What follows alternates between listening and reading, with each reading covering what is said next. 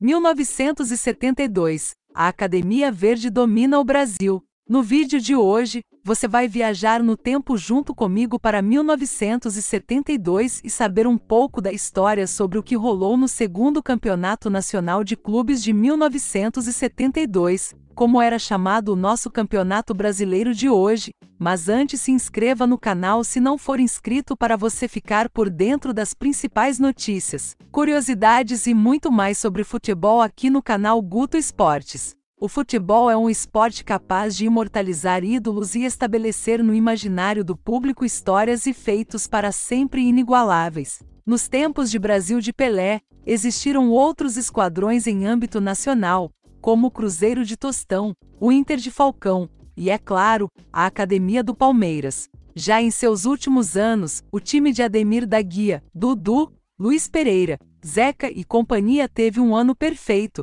fechado com a conquista do Campeonato Brasileiro de 1972. O brasileiro passou por inúmeras transformações ao longo de sua história, desde o formato de disputa até o número de participantes, consolidado desde 2006 como padrão atual, com 20 equipes. Esse acréscimo com o passar do tempo foi muito também por uma decisão política de incluir cada vez mais clubes, englobando assim mais estados do país. A edição de 1972 talvez tenha sido a precursora dessa história. Com 26 equipes, 6 a mais que a edição anterior, o Campeonato Nacional de Clubes, nome oficial na época, contou com os mesmos participantes de 1971 e a inclusão de Sergipe, CRB, ABC, Nacional do Amazonas, Remo e Vitória. Nenhuma das equipes recém-incluídas. Não havia rebaixamento ou acesso naquela época. Na década de 1970, o Palmeiras vivia uma época de transição entre o que alguns chamam de primeira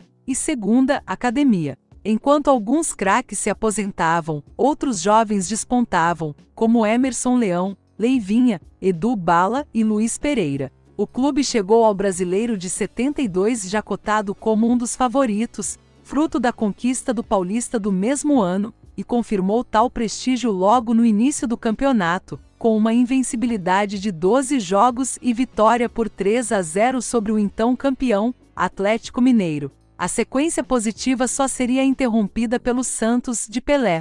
Em 1972 ganhamos praticamente tudo. Penso que esse foi o auge da academia. É que o Palmeiras vinha entrosado de anos antes. Se você pegar nossa escalação de 1971, 72 e 73 é praticamente a mesma. Eram os mesmos que jogavam, enquanto alguns saíam para dar espaço para outros. Uma equipe muito entrosada e forte com o comando do Oswaldo Brandão, explica Luiz Pereira, em entrevista ao site O Gol. Verdade seja dita, os números confirmam o que o zagueiro diz. Durante a campanha vitoriosa, apenas 19 jogadores entraram em campo, sendo que 4 deles, João Carlos, Raul Marcel, Polaco e Bill, sequer fizeram 5 partidas em todo o campeonato. Aquele era um grande time. Tínhamos o Madruga, argentino, grande jogador de toque de bola. O Edu, Bala, era rapidíssimo, e o Zeca foi o jogador mais regular em toda a fase do Palmeiras, um cara muito trabalhador, espetacular.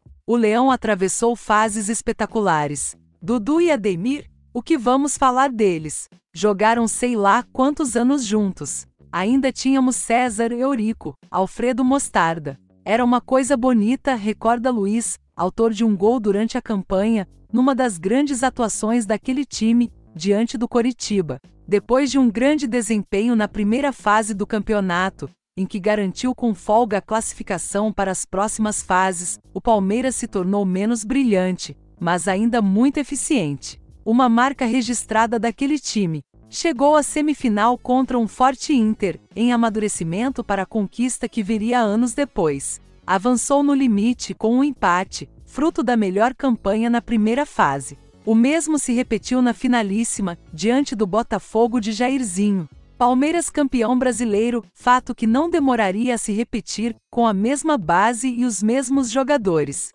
Confira os números da edição. Campeão de 1972, Sociedade Esportiva Palmeiras. Média de gols da edição, 2,08 gol por jogo. Melhor ataque, São Paulo com 49 gols. Melhor defesa, Grêmio e Vasco com 18 gols sofridos. Mais goleadas, Palmeiras com 6 goleadas. Mais vitórias, Palmeiras com 16 vitórias. Jogador com mais partidas, Zeca do Palmeiras com 30 jogos. Artilheiros, Pedro Rocha do São Paulo e Dadá Maravilha do Atlético Mineiro com 17 gols cada e Zé Roberto do Coritiba com 16 gols. Então é isso, torcedor. Se você gostou desse vídeo, deixe seu like e compartilhe com seus amigos, especialmente os palmeirenses. Boa sorte, um abraço e até o próximo vídeo.